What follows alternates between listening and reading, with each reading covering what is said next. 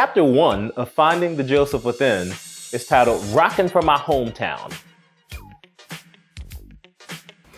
So I wasn't always Dr. Joseph, the superintendent of schools, the business owner, and so forth. I grew up in Central Islip, New York. In New York, you had everything from prostitution to drugs to the gang violence. The 80s were tough on black men. Back in the 80s, it was the streets that were paying more than minimum wage, and they were always hiring.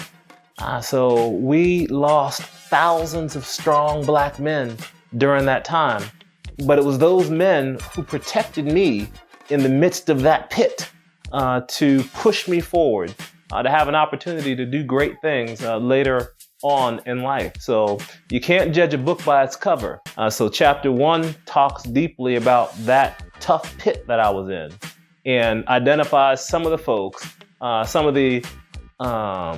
folks you wouldn't expect to be there helping guide me through a really tough time.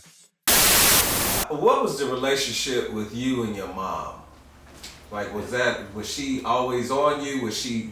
Were you her favorite, or, in chapter 1, I talk a lot about my mom. My mother, without question, is one of the strongest women I have ever met in my life. She was the person that would take anybody into the house. So within my house, we had, prostitutes and drug dealers and gangbangers, but she saw the God in them and showed them God's love. She believed that people had hard circumstances, and the last thing they needed was somebody to be angry towards them.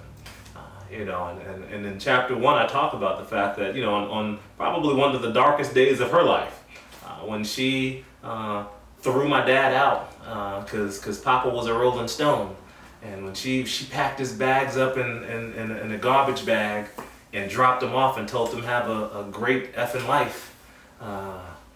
She came back, and it was happened to be on Easter Day. Right. Instead of crying and carrying on, she sat me down and we finished painting those Easter eggs. Wow. So in a day that should have been and could have been one of the hardest, darkest pits of her life, filled with sorrow and sadness. Yeah. As a 4-year-old child, I saw a woman who loved more than she hated. That's good. So I hope you've learned a little more about finding the Joseph within.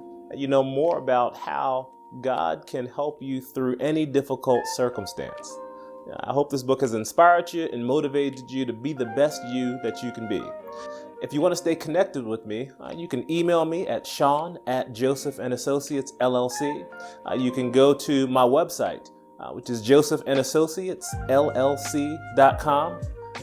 For booking or speaking engagements, go to josephandassociatesllc.com.